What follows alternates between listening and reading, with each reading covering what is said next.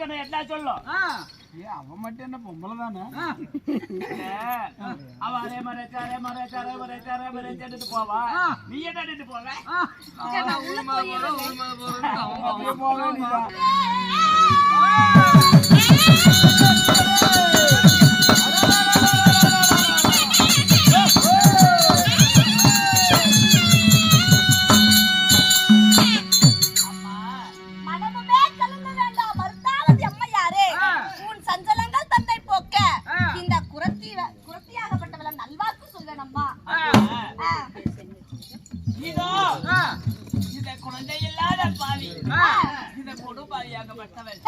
என்ன பாவம் செய்து நீங்க செய்தோட தெரியவில்லை.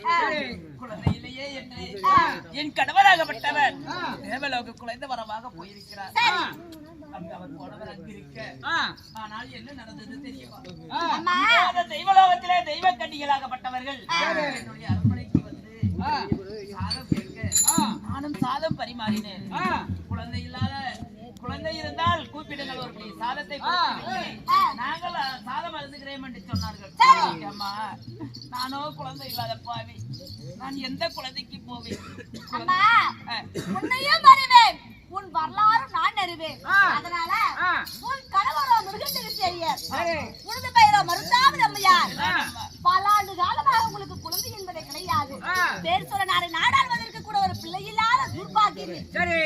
எங்களுக்கு நாடாள பிள்ளை இல்ல, நாங்கள் மாட்டு படித்து விட்டால் பண்டத்தல்ல பிள்ளை இல்லையே தாயே. அதாவது தேவலோகத்திலிருந்து தேவகன்னிகள் வந்தார்கள். வந்து அடித்து விட்டு பிள்ளை இல்லாத ஒரு புனத்திற்கு சமம் என்று விவாத பேசி சித்திரவதை செய்தார்கள்.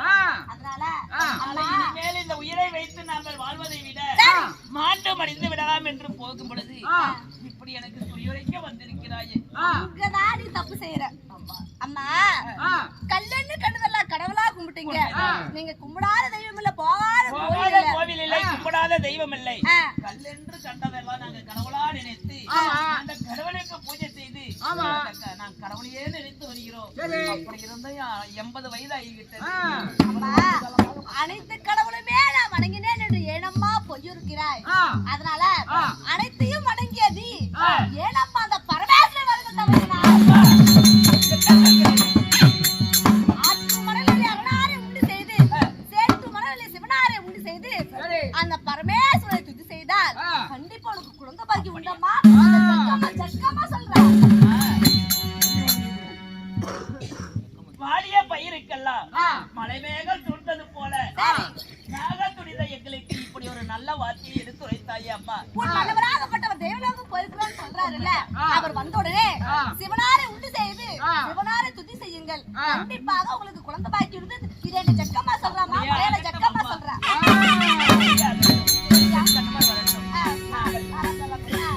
எங்கள் கணவர் இடத்துல எடுத்துரைத்து இதற்கு ஏதாவது வழிவகை செய்கிறேன் அம்மா. வழிவகை செய்ய வேண்டாம். உடனடியாக அந்த சிவனாரை நினைத்து நீங்க வரது கடோரமான தவத்தை செய்கிறோம். கண்டிப்பா குழந்தை பாக்கி போய் வருவீங்க அம்மா. வந்ததே வந்த இதோ நல்ல செய்தியை சொல்லி இருக்கிறேன். அதனால எங்க அரண்மனையில பொன்பொருள் திரவியம் எல்லாம் இருக்கிறது. பொன்பொருள் பரிசாக வாங்கி செல்லம்மா. அந்த பொடக்காலியில பொன்பொருள் நான் எடுத்துக்கிறேன். நான் எடுத்துக்கிறேன்.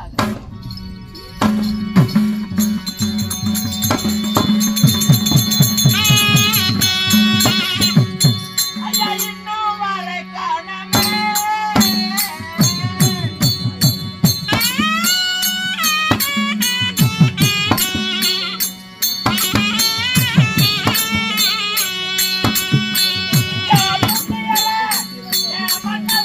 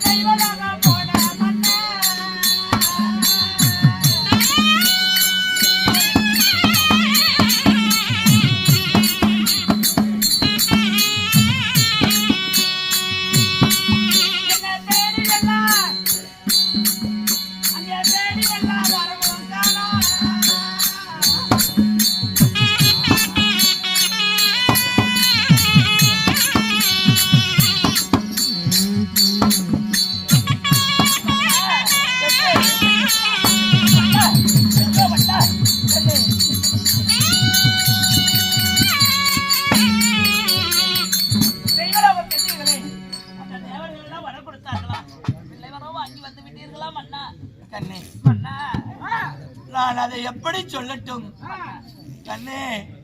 மன்னா அமராவதி பொன்னுலோகம் சென்ற என்னை சாமி கண்ணே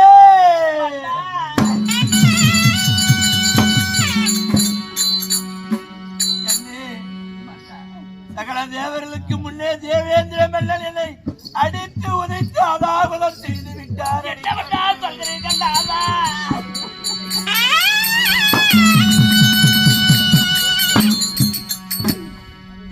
தெய்வலோகம் சென்ற தாங்களே தெய்வலோகத்திலிருந்து பிள்ளை இல்லாதவன் இந்த தெய்வலோகத்துக்கு வரலாமா?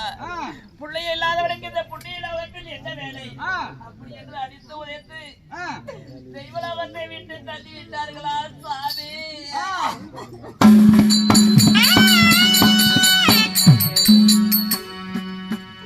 தேவலோகமே இருள் சொல்லியிருக்கிறது. இதற்கு என்ன காரணம் என்று நாரதர் கேட்க, அம்மா புண்ணியம் செய்யாதவன் இந்த புண்ணிய லோகத்தில் வந்துள்ளார் அப்படி என்று சொல்லி என்னை அடிமேல் அடித்து அதாகுதம் செய்து என்னை உடனே பிடிச்சு தள்ளிவிட்டார்கள் அம்மா.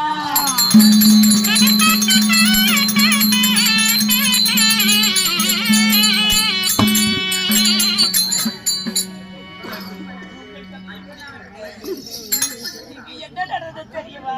என்னம்மா இருந்தது? நீங்க தெய்வலோகம் போன உடனே தெய்வக்கண்ணிகள் பசி என்று வந்தார்கள். குடியினை தேடி தெய்வலோக கண்ணிகள் வந்தார்கள். சரி அம்மா. சரி அப்படி அன்னமிட்டு சாலப்படும் தருவாயிலே சொன்னார்கள், அம்மா நாங்களோ தெய்வலோகத்தை பெண்கள், எங்கள் வழக்கப்படி வீட்டிலே இருக்கக்கூடிய ஒரு குழந்தையை அழைத்து அதன் கையிலே ஒருபடி சாதத்தை கொடுத்து விட்டுதான் நான் சாதம் மருந்துவேன் என்று சொன்னார்கள். சரி அம்மா. பிள்ளை இல்லாத இந்த பாவி சண்டாளில எங்கேயே பிள்ளைக்கு போவேன். ஐயோ ஆண்டவா, நான் எத்தனையோ முறையில் நான் உன்னை மறைத்து பேசி பார்த்தேன். அவர்கள் விடுவதாக இல்லை. இறுதியாக எனக்கு குழந்தை இல்லை என்று சொல்லிவிட்டேன் சுவாமி. கண்ணே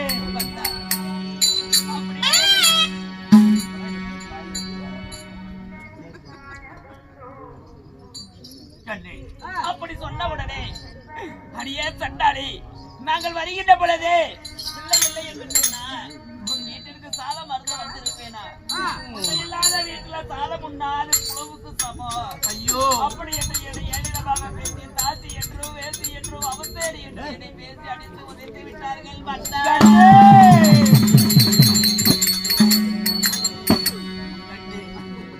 தெய்வலோகத்தில் நான் பங்கப்பட்டது மட்டுமல்லாமல் தேவக்கண்ணிகளால் நீயும் பங்கப்பட்டிருக்கிறார். பாலு பிள்ளை இருந்தால் ஈமக்காயை செய்யும், இறுதி சடங்கு செய்யும் என்று நாம இவ்வளவு கஷ்டப்பட்டோம். கண்ணே பங்கப்பட்ட பெண் இந்த பாருலையில் வாழ வேண்டுமா? நாம இனி நாம் உயிரோடு வாழக்கூடாது. அப்படி நான் அழகன் சிந்தனையாக இருக்கும் பொழுது அரண்மனையை தேடி யார் வந்தார்கள் தெரியுமா? யாரும்மா வந்தாங்க? ஒரு மலைஜாதி குரத்தி வந்தாள். மீண்டும் மலைஜாதி குறைத்தி வந்தாரா? சரி. அப்படி மலைஜாதி குலத்தீரத்திலே நடந்த விவரங்களை எடுத்து கூற மலைஜாதி குறைத்தி சொன்னா, அம்மா வருத்தாவதி அஞ்சி கலங்க வேண்டாம். ஆனா நீங்கள் எத்தனையோ தெய்வங்களை நீங்கள் வழிபட்டீர்கள். கல்லென்று கண்டவரல்ல கடவுளாக நினைத்தீர்கள், வழிபட்டீர்கள், கும்பிட்டீர்கள், என்னென்னவோ செய்தீர்கள். ஆனால் கைலங்கிரியிலே வாசம் செய்யக்கூடிய ஒன்னானப்பட்ட சிவபெருமானை என்றாவது நினைத்ததுண்டா? அவருக்கு பூஜை புனஸ்காரம் செய்ததுண்டா என்று கேட்டார். 30 கோடி தேவர்கள் ஒட்டுமொத்தமா வழிபாடு பண்ணீங்க.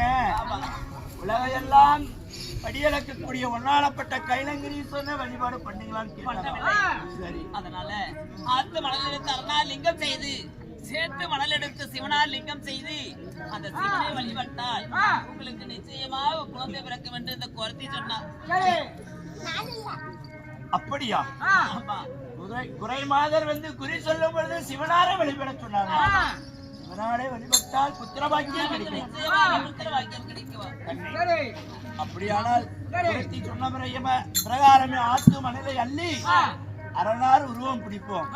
சேத்தால மண்ணை சேர்த்தி பிடித்து சிவனார வழிபாடு செய்வோம்.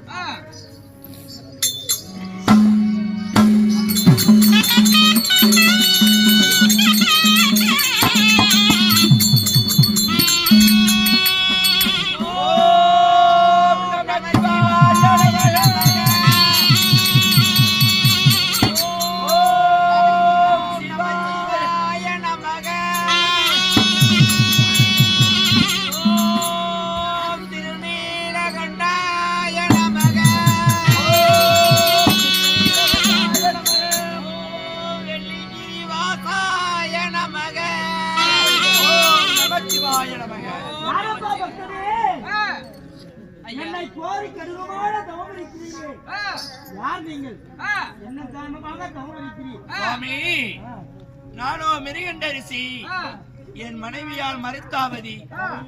எங்களுக்கு திருமணம் நடைபெற்று ஆண்டுபல உருண்டோடியும் புத்திரபாக்கியம் இல்லை.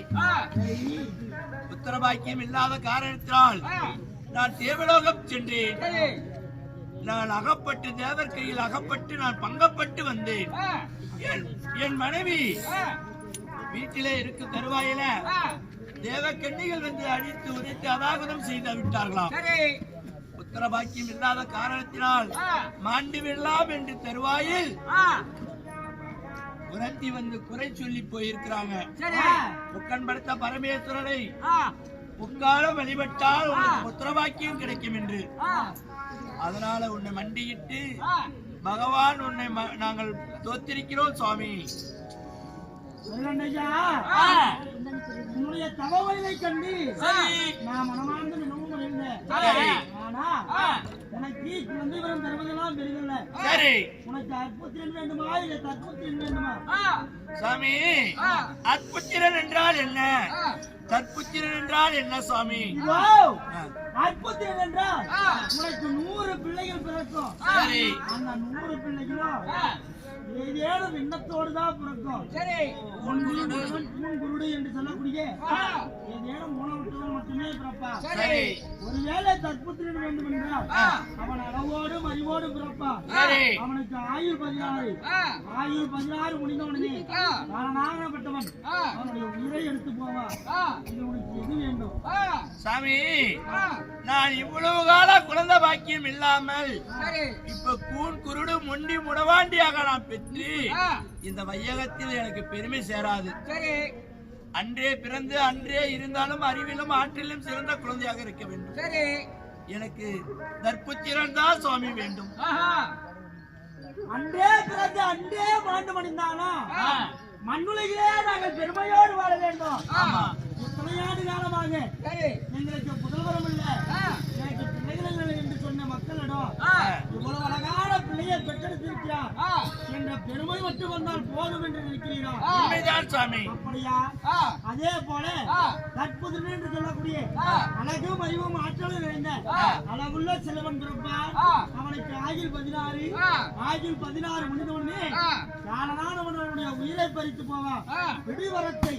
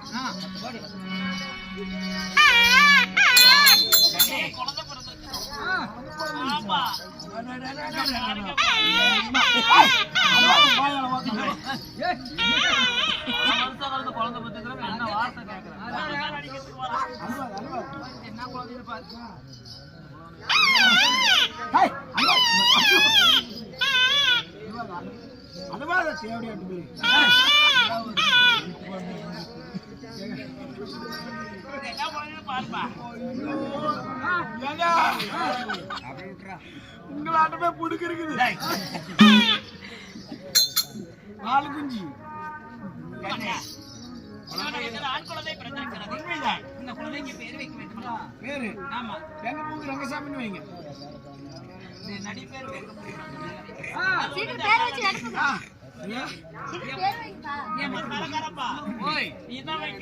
பெரிய ஆளா போகுதுக்கு என் பையனுக்கு ஒரு பேர் வைங்க.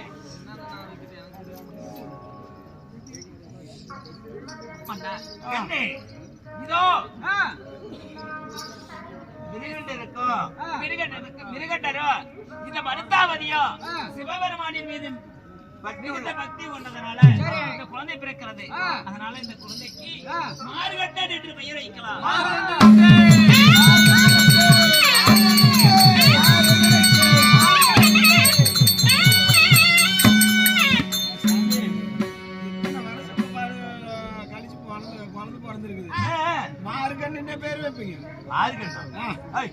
மார்கண்டன். ஆமா அண்ணா, இதோ இந்த குழந்தையை நம்ம பள்ளிக்கு அனுப்பி வைக்கிறோம். ஆமா கேளுங்க சமயம்